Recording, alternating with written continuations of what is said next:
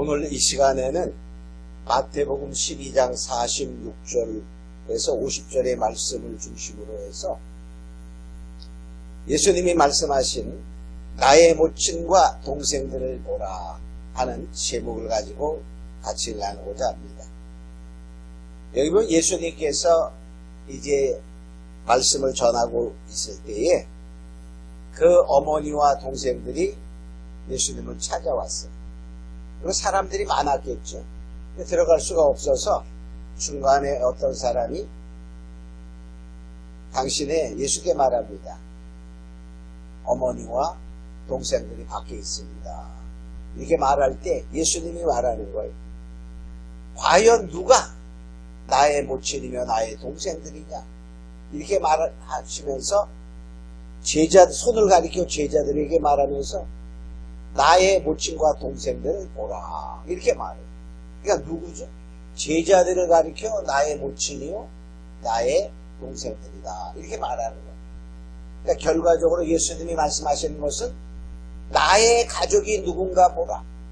나의 가족이 바로 여기에 있는 이 제자들이다. 이렇게 말하는 것입니다.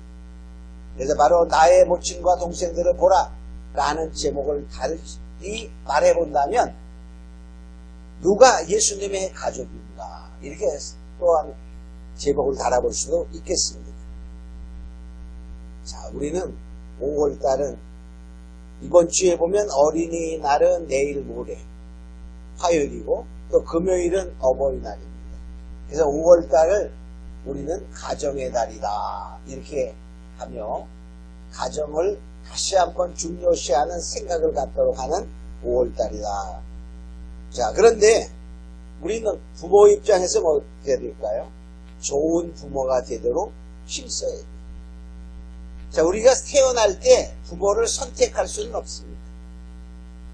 그러나 좋은 가정에 태어났다면 그 자녀는 자랄 때에 많은 좋은 조건이 그에게 부여되는 것입니다. 자, 그러니까 우리가 뭡니까? 우리가 부모가 되었을 때 좋은 부모가 돼요. 자, 좋은 부모는 과연 무엇이 좋은 부모일까? 우리가 생각해 봅니다. 우리가 세상에 권세 있는 자, 세상의 재벌가의 자녀들을 생각해 보면 그 자녀들은 별로 어렵지 않게 세상에서 부를 누리며 출세하고 살아가는 것을 보면 됩니다. 아버지가 국회의원 한 사람들은 그 아들도 가만히 있다 보면은 별 볼 일 없는데도 국회의원 나오면 당선이 되고 그래. 왜 그럴까요? 그 아버지의 후광이 있기 때문에. 세상에 돈 있는 자, 세상에 권세 있는 자의 자녀들도 세상에서 쉽게 삽니다. 우리가 그럼 나는 세상에 권세와 재물은 없다 할지라도 좋은 부모가 되는 겁니다. 그 좋은 부모가 뭘까요? 하나님을 잘 소개하는 부모. 그 자녀가 하나님의 자녀가 되도록 훌륭히 기르는 그러한 자가 좋은 부모다. 이렇게 볼 수 있어요. 자, 그러니까 좋은 부모는 뭡니까? 믿음에 충실한 자. 하나님이 보셔서 정말 하나님의 가족. 우리가 재벌가의 가족. 아주 생산 사는 거 어렵지 않잖아요. 그러니까 하나님의 가족으로 우리가 일원이 된다면 세상의 재벌가 권세자도 막강한데 하나님은 우주를 창조하시고 천지를 창조하신 하나님이신데 그 하나님의 진정한 가족이 된다면 그렇죠.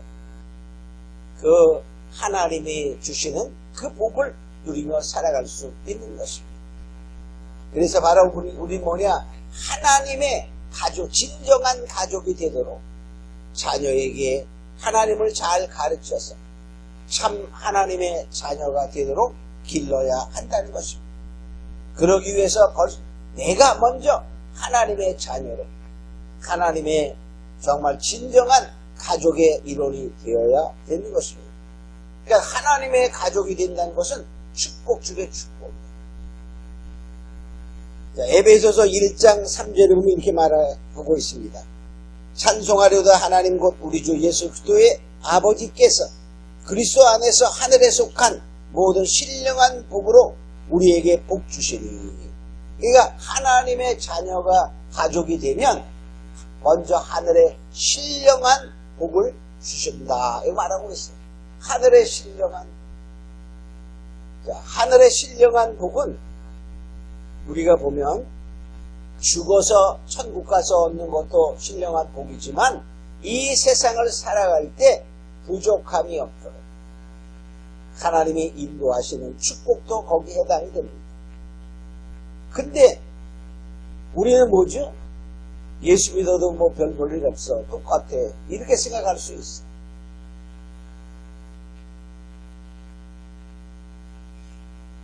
천만원 버는 사람이 하고 100만원 버는 사람이 있다고 가정했을 때 꼭 1000만원 버는 사람이 행복할까요? 그렇지 않아요. 그죠? 그가 어떠한 마음의 상태를 갖고 있느냐. 많이 가진 자도 뭐죠? 더 걱정이 많은 사람도 많아요. 행복의 지수를 조사해 보면은 못 가진 자들의 행복의 지수가 높은 경우가 많습니다. 그렇죠? 그건 왜 그럴까요?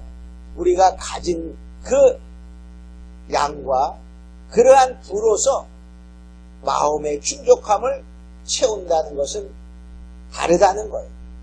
그러니까 바로 우리는 뭐냐? 신령한 복을 받은 자는 부족함이 없도록 산다 하는 것은 생각해 볼 때에 꼭 많이 갖는다는 뜻이 아니에요. 우린 많이 갖는다, 얻는다라고 생각하니까 불만이 생기는 거예요. 뭐냐? 있는 곳에 족한 줄 아는 그런 마음의 자세. 근데 그게 잘 안 되잖아요. 그죠? 많이 갖고 싶어. 그게 왜 그럴까요? 인생의 마음은 부패되어 있기 때문에. 그래서 바로 뭐냐? 주님이 말씀하시기를 너를 자기를 부인하고 자기 십자가를 지고 나를 쫓아라 하는 자기 부인이 안 되는 거예요. 그러나 신령한 복으로 채워지면 자기 부인이 됩니다. 그래서 만족한 삶, 부족함이 없는 삶을 살아갈 수 있다는 것입니다. 그래서 하나님은 우리를 만세전에 복 주시기 위해서 신령한 복으로 채워주시고 택하시고 찬세전에 택하시고 예정하사 우리를 자녀로 가족으로 부르셨다. 이렇게 에베소서 1장 4절 5절에 말하고 있습니다. 창세전에 그리스도 안에서 우리를 택하사 우리로 사랑 안에서 그 앞에 거룩하고 흠이 없게 하시려고 그 기쁘신 때에 우리를 예정하사 그리스도로 말미암아 자기의 아들이 되게 하셨으니 하나님이 그래서 우리를 택하시고 예정하셔서 아들 되게 하셨다. 이렇게 말합니다. 진정한 하나님의 자녀가 된다면 우리는 세상에 근심 걱정이 할 필요가 없어요. 근데 뭐죠? 우리는 늘 근심하며 걱정하며 더 갖고 싶어하는 다고다고 하는 그러한 부패된 심령이 아직 속에 살아있다는 것입니다. 세상의 재벌도 세상의 권세자의 자녀가만 된다 해도 뭐 부러울 게 없잖아요. 그죠? 취직 걱정하겠어요? 먹고 사는 거 걱정하겠어요? 걱정이 없어요. 우리도 마찬가지로 진정한 하나님의 자녀 되기 위해 좋은 부모 되기 위해서 축원합니다. 자, 그러면 정말 우리는 하나님의 가족이 되려면 어떻게 해야 하나님의 가족이 되나 이렇게 생각해 보면 여기에 주님이 말씀한 것이 나오죠. 야, 손을 내밀어 제자들을 가리켜 가라사대 제자들을 가리켜 그랬어요. 그래서 바로 우리가 제자 되면 되는데 첫째는 뭡니까? 예수의 이름을 믿는 자가 돼야 해요. 믿지도 않고 제자가 될 수는 없어요. 그죠? 그래서 우리가 첫 번째 예수의 이름을 믿는 자가 되어야 합니다. 요한복음 1장 12절에 보면 우리가 잘 아는 영접하는 자, 곧 그 이름을 믿는 자들에게는 하나님의 자녀가 되는 권세를 주셨나니, 예수의 이름을 믿는다는 것은 예수님 전체를 믿는 거예요. 하나님 전체를 믿는 것입니다. 말씀 전체를 믿는 것입니다. 자, 우리는 뭐냐? 육신의 부모님은 선택할 권한이 없어요. 바꿀 수도 없어요. 그죠? 그러나 우리나라 지금 어린이들은 그런 사람이 없지만, 우리나라가 가난하게 살 때, 제가 막 어리고 막 그럴 때에는 미군들이 이렇게 있으면서 미군들이 어린이들에게 이렇게 뭘 많이 줬어요. 먹는 거. 초콜릿도 주고 껌도 주고 막 그러고. 그래서 어린이들이 미군만 보면 헬로우 초콜릿, 헬로우 껌, 뭐 이런 얘기를 많이 했어요. 그 막 쫓아가. 미국 사람들은 무지무지하게 잘 사는 줄 알았어. 누구나 다 잘 살아요. 그래서 많은 어린아이들이 꿈이, 나도 미국에 태어났으면 좋겠다, 이렇게 생각하며 많은 어린이들이 자라고 그랬어요. 오늘날도 어떻습니까? 가난한 동남아시아 사람들은 한국에 가봤으면 좋겠다, 그런 사람들은 한국에 태어났으면 좋았겠다, 이렇게 생각하고 아마 살아갈지도 모릅니다. 그러나 그걸 바꿀 수는 없어요. 그러나 우리가 뭐냐? 천지르신 하나님의 자녀가 되는 것은 바로 우리가 어떻게 보면 나의 의지의 선택도 필요하다는 것이 성경의 말씀입니다. 그래서 하나님께서는 누구든지 오기만 하면, 누구든지 영접하기만 하면 나의 가족이 된다, 이렇게 가족이 되는 길을 열어 놓으셨습니다. 그래서 히브리서 5장 8절 9절 이렇게 말합니다. 그가 아들이시라도 받으신 고난으로 순종함을 배워서 온전하게 되었은지 자기를 순종하는 모든 자에게 영원한 구원의 근원이 되시고, 자기를 순종하는 자에게 다 하나님의 구원의 길로, 즉 하나님의 가족으로 인도하는 길을 열어놓았다, 이렇게 말하고 있습니다. 예수님의 그 믿는 자들을 옛날에도 보면 많은 가난한 자들이 많아요. 부자도 때론 있었지만 대부분이 평범한 사람이요, 또한 죄인이요, 또한 가난한 그런 자들이었습니다. 세상 사람들은 사람을 택할 때 막 여러 가지를 따져. 인물이 잘났나, 돈이 있나, 학벌이 있나, 뭐 여러 가지를 따지지만 하나님은 따지지 않으십니다. 돈 없어도 상관없어. 어떻게 하면 되죠? 주님께 오기만 하면, 나를 영접하기만 하면, 이렇게 말하고 있습니다. 누구든지 가족이 될 수 있는 길을 열어 놓으셨다는 것입니다.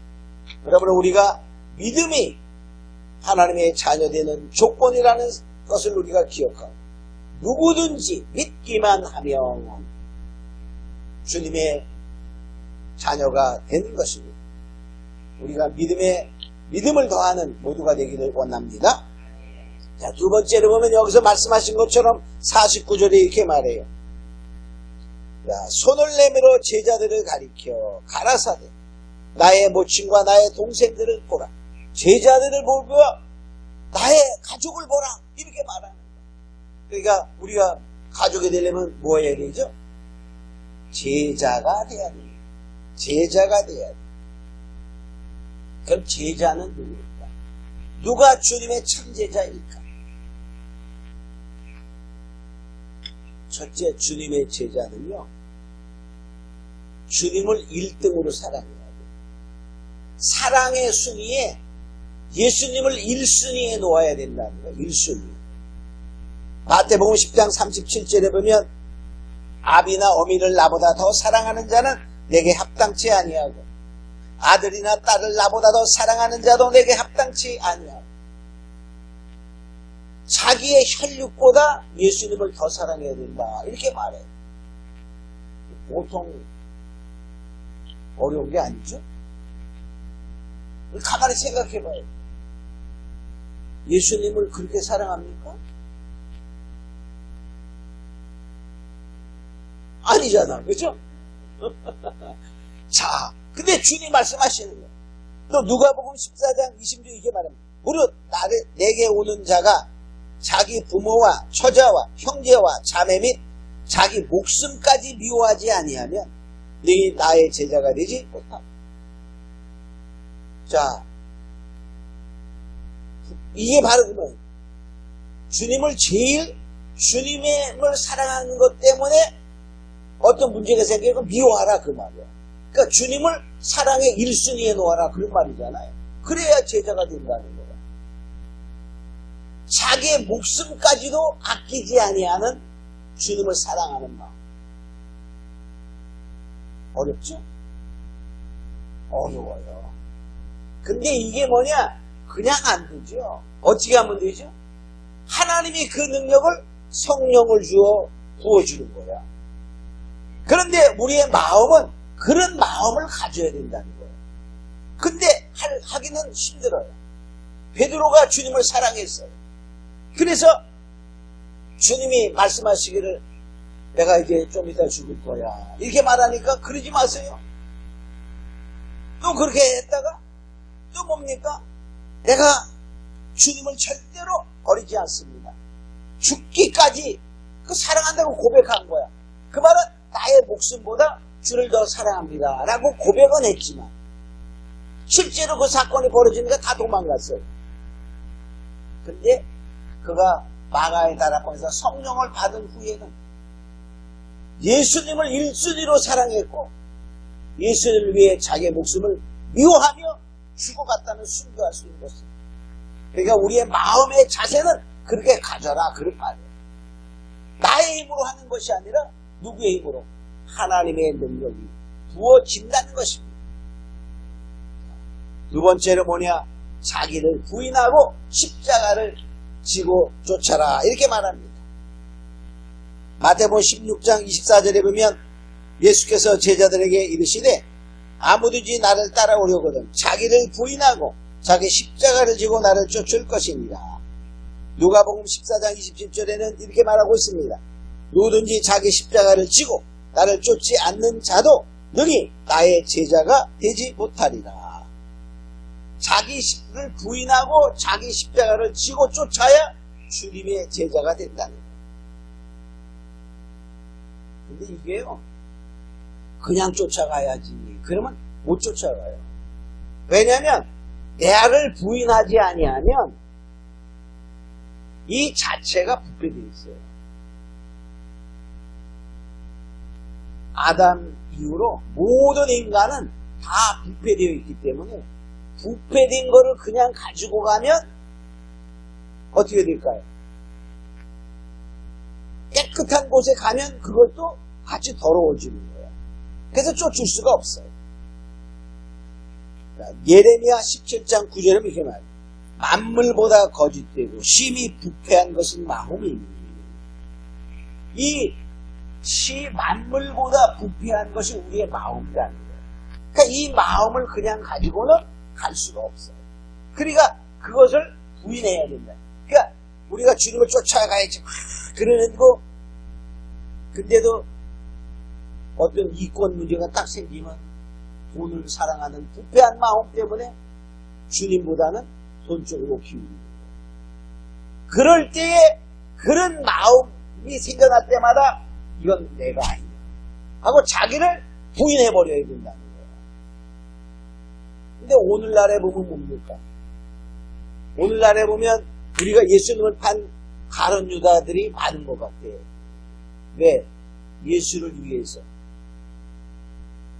예수를 전하고 복음을 전하지만 돈에 얽매여 있다면 돈을 위해서 우리가 무엇을 정말 하고 돈을 쫓아가는 그러한 목사님이나 주의 일꾼들이 있다면 그는 예수를 판 자와 똑같아요.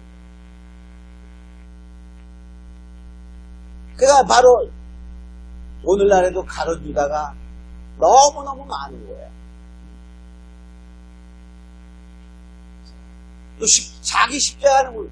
주님의 십자가는 주님이 왜 자기의 십자가예요. 그죠? 예수님이 지신 십자가는 예수님의 자기의 십자가다. 그 말이에요. 결과적으로 그 십자가는 무엇이었습니까? 죽음의 길이었어요. 아버지의 뜻을 이루는 인류 구원의 길이었어요. 바로 자기의 십자가는 바로 죽음의 길이요 아버지의 뜻을 이루기 위한 그러한 길이라는 것입니다. 그것이 바로 결과적으로 뭐죠? 나를 부인하지 않고는 되지 않는다. 세 번째로 그래서 뭐냐? 자기 거를 버려야 돼. 버려야 돼. 세 번째는 자기의 모든 소유를 버려라 이렇게 말해. 누가복음 14장 33절에 보면 너희 중에 누구든지 자기의 모든 소유를 버리지 아니하면 능히 내 제자가 되지 못하리라. 너의 소유를 버려라. 그러니까 결과적으로 그럼 있는 거 다 내던지라 그런 뜻이 아니에요. 바로 청지기의 마음을 가져라 그런 말. 이 세상에 내 것은 없다. 베드로와 제자들이 말합니다. 우리가 다 버리고 주를 쫓았나이다 이렇게 말하잖아요. 이런 것처럼 바로 버릴 것은 버리는 자가 되어야 된다는 거예요. 네 번째로 하나님의 말씀 안에 거하여 제자가 됩니다. 요한복음 8장 31절에 보면 예수께서 자기를 믿는 유대인들에게 이르시되 너희가 내 말에 거하면 참 내 제자가 되고. 누구한테 말하는 거죠? 믿는 자에게 그 말이에요. 즉 믿는 성도에게 말한다. 그런 내 말에 거하면 참 제자가 되고. 주님의 말씀에 거한다는 말은 무엇입니까? 말씀이 생활화된다는 거예요. 말씀이 바로 내 삶의 터가 된다는 것입니다. 그러면 자동적으로 모두 과실을 맺게 됩니다. 요한복음 15장에 보면 주님은 포도나무요 우리는 가지다 그랬어요. 거기에 과실을 맺어라 그래요. 요한복음 15장 8절에 보면 너희가 과실을 많이 맺으면 내 아버지께서 영광을 받을 것이요 너희가 내 제자가 되리라. 그러니까 우리가 뭐냐? 믿음의 열매, 성령의 열매, 정말 주님이 원하시는 그 열매를 맺어야 제자가 된다 이렇게 말하고 있습니다. 우린 정말 주님의 제자가 되길 주로 축원합니다. 그러면 바로 하나님의 가족이 되는 거예요.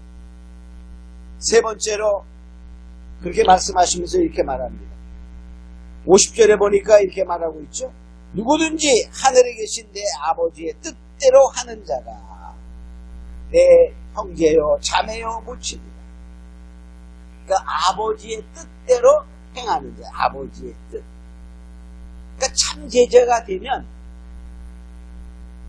아버지의 뜻대로 행하겠지.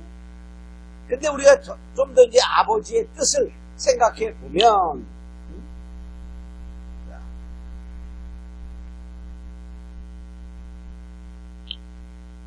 복음 안에서도 절대로 다른 사람의 신앙이 무너지지 않도록 해야 돼요. 이게 아버지의 뜻이에요. 그러니까 참 제자가 되면 그렇게 행동하겠지만 여기 하면 이렇게 말합니다. 마태복음 18장 14절에 보면 이와 같이 이 소자 중에 하나라도 잃어버리는 것은 하늘에 계신 아버지의 뜻이 아닙니다. 그러니까 적은 자, 보잘것없는 그러한 소자에도 하나님 안에 있는 자를 하나도 잃어버리지 않아요. 이게 무슨 얘기냐면 99마리 양 또 잃어버린 한 마리 양, 잃어버린 한 마리 양을 찾아서 헤매는 예수님의 모습을 말씀하신 다음에 그 다음에 이렇게 하라는 거예요. 하나라도 잃어버리지 않는 것이 아버지의 뜻이다. 그러니까 결과적으로 우리도 뭡니까? 믿음의 사람이라면 다른 사람으로 하여금 실족지 않게 해야 돼요. 그래서 이 소자 중에 하나도 실족게 하면 연자맷돌을 메고 바다에 빠져라. 그렇게 말하는 거예요. 그러니까 실족게 하는 것이 얼마나 무거운 죄인가를 말씀하시는 것과 똑같아요. 우리가 그냥 아버지의 뜻, 그러니까 결코 다른 사람의 신앙에 상처를 주거나 그러지 않도록 힘써야 한다는 거예요. 그 다음에 우리가 영생을 쟁취해야 돼요. 난 이 세상이 좋아하고 영생을 쟁취하지 못하면 하나님의 가족이 아니에요. 요한복음 6장 40절에 보면 내 아버지의 뜻은 아들을 보고 믿는 자마다 영생을 얻는 이것이니 영생을 얻는 이것이니 그러니까 믿는 자에게 주어지는 영생이 아버지의 뜻이야. 그러니까 세상에서 잘 사는 것도 주님이 때로는 우리를 기르기 위해서 하시지만 영생, 영원한 생명. 그러니까 영원한 생명은요, 우리가 믿음은 주어지는 거지만 그 믿음을 쟁취하라 이렇게 말해요. 아니 그냥 주어지는 건데 무슨 쟁취냐? 그 말은 믿음을 잘 지켜나가야 된다는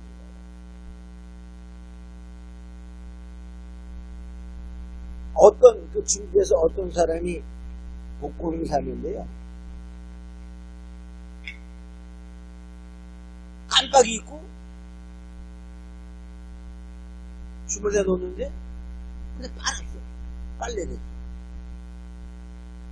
근데 나중에 발표가 자기가 번호 적어 놓은 걸 보니까 막 1등이야. 그게 복권 갔지. 근데 다 세탁해두고 그래서 말을 이렇게 조사해 보니까 어디서 사고 그러면 그건 맞아. 근데 줄 수는 없어. 뺏어올 수 있어. 알아볼 수가 없어. 얼마나 억울했겠어요. 그죠? 우리가 예수를 믿어서 영생을 취한 줄 알았는데 나중에 만일에 잊어버렸다면 어떻게 될까? 그 복권 1등 당첨됐는데 못 받은 사람 어떻게 했을까?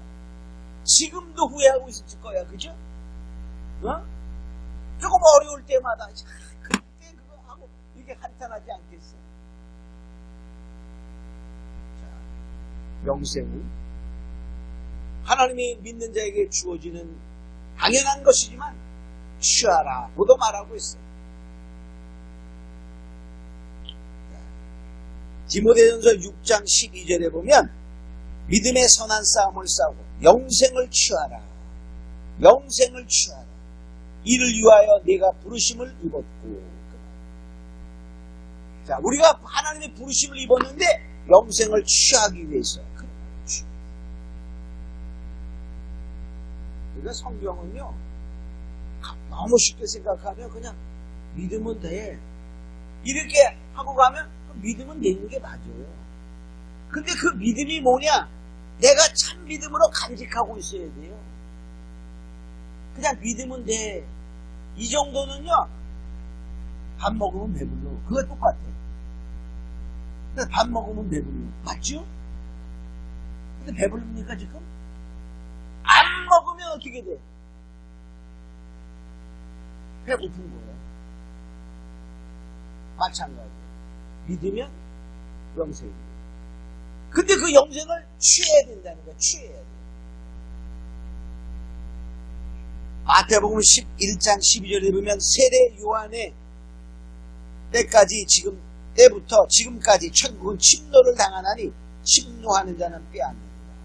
침노하는 자는 빼앗는다.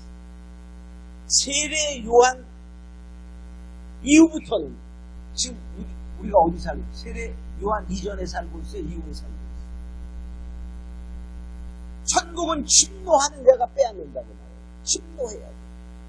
근데 누가복음 16장 16절에 보면 무엇으로 복음이 전파되었으니 세례 요한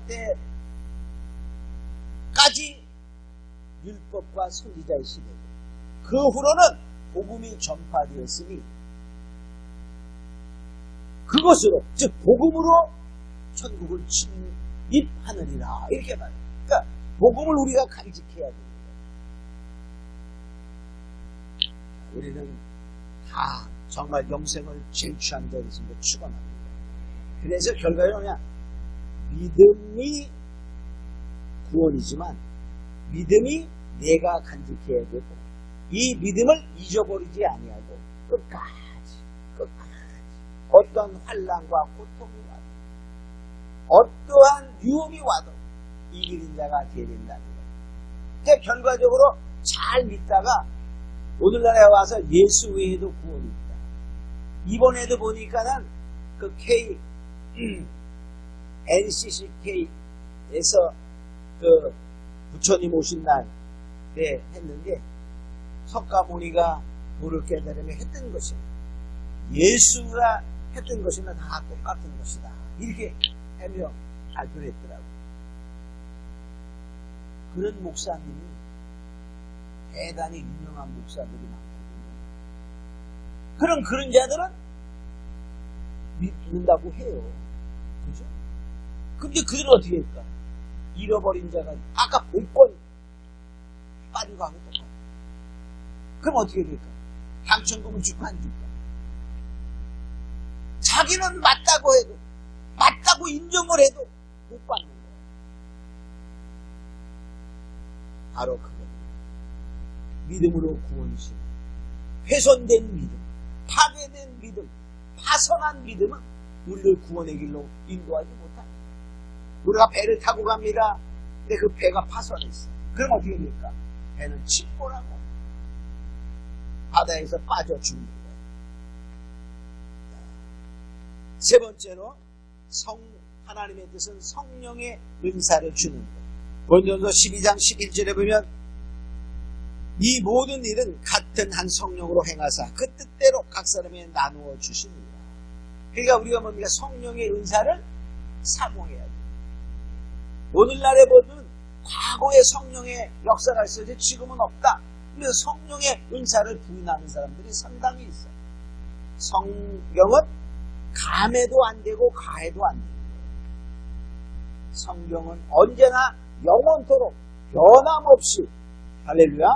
그래서 지금도 우리는 성령의 은사를 성령의 뜻대로 하나님의 뜻대로 나누어 주니까 주시면 어떻게 감사히 받는 거예요. 할렐루야. 또 뭐냐 그래서 간직하려고 사모하라 이렇게 말했으면 사모해야 됩니다. 또 거룩한 삶입니다. 하나님의 뜻은 거룩한 삶. 데살로니가전서 4장 3절에 보면 하나님의 뜻은 이것이니 너희의 거룩함이다. 거룩함이라는 것은 구별되는 거예요. 세상의 삶은 살아가는 삶과 구별된 삶을 살아라. 그런데 이렇게 말합니다. 자, 음란을 버리고 거룩함과 존귀함으로 자기 아내를 취할 줄 알고 하나님을 모르는 이방인과 같이 색을 쫓지 말고 하나님을 모르는 믿지 않는 사람들처럼 하지 말고 그런 말이에요. 그러니까 결과적으로 뭐냐 우리가 거룩함은 세상의 삶과 구별돼. 근데 우리가 그저 믿는 사람이나 믿지 않는 사람이나 구별이 안 되게 거의 똑같이 살아간다면 나는 거룩함이 없는 거예요. 거룩함은 뭐냐? 구별되라 그 말이에요. 구별. 자, 그래서 결과적으로 뭐냐? 우리가 세상 사람들은 다 뭘 쫓아간다고요? 쾌락을 쫓아간다. 즐거움이 나쁜 건 아니지만 성경에 어긋나는 거룩함에서 떠나는 세욕적인 쾌락은 그래서 결과적으로 세상은 뭡니까? 다 음란의 영에 휩싸이는 세상이죠. 자, 그래서 사단은 결과적으로 그것을 합리화하기 위해서 점점 동성애를 인정해가고 막 그러잖아요. 그러니까 동성애를 인정하거나 그런 세욕을 쫓아가는 그러한 모습의 목사님들이 법으로 막 인정하는 목사도 많잖아요. 그 사람 어떨까요? 그 사람들의 가는 길은 뻔해. 영생이 그들에게는 없어요. 자, 또 다섯 번째로 하나님의 뜻은 정말 기쁘게 사는 거예요. 기도하며 사는 거예요. 감사하며 사는 것입니다. 데살로니가 전서 5장 16절은 항상 기뻐하라. 쉬지 말고 기도하라. 범사에 감사하라. 이는 그리스도 예수 안에서 너희를 향하신 하나님의 뜻입니다. 우리가 이런 거를 들을 때 부정되는 생각이 나와. 어떻게 항상 기뻐하냐? 짜증나는 세상에. 이렇게 말합니다. 근데 그러지 말고 벌써 그 자체가 내 속에 무엇이 온 만물보다 부패한 것이 마음이니 그걸 알고 부인해야 돼. 찢어버려야 돼. 그런 생각이 날 때마다 부패된 마음의 자비를 부인하고 그러면 결과적으로 하나님이 그것을 바꾸어주는 거예요. 기쁨으로. 할렐루야. 그러니까 잘 안 되면 뭐하죠? 그 부인하기 위해서 기도하며 정말로 더 나쁜 것도 많다는 사실을 보고 우리가 감사하며 그럼 하나님이 기쁨 가운데 살아가게 한다는 것입니다. 우리가 이러한 것을 보면서 우리 모두 다 정말 하나님의 가족되는 은혜 안에 사는 축복의 삶이 전개되기를 예수님으로 축원합니다. 우리 다 같이 통소로 잠깐 기도하면서 정말 이제 하나님의 가족이 되기를 원합니다. 정말 하나님의 자녀되는 축복을 우리가 받았으니 이제 더욱더 주님의 참제자, 하나님의 뜻을 행하는 자가 되게 하옵소서. 주의 차오기도 합니다. 주여! 아버지 하나님, 이제 우리는 정말 주님의 참 가족, 정말 예수님이 말씀하셨습니다. 나의 모친과 나 동생들을 보라 하신 것은 바로 나의 가족은 이 제자들이요 나 아버지의 뜻을 행하는 자라고 말씀하신 주님의 말씀처럼 우리 주님의 참 제자가 되고 아버지의 뜻을 행하는 자가 되어 오직 정말 주님의 참 가족으로 주님의 자녀로 영원한 축복, 신령한 하늘의 그 축복과 이 세상을 살아가는 데 부족함이 없는 풍성한 은혜와 축복을 받아 모두 정말 넉넉한 삶 속에 살아가는 자가 되게 하여 주시옵소서. 감사하고 믿사하며 예수님의 이름으로 기도합니다. 아멘.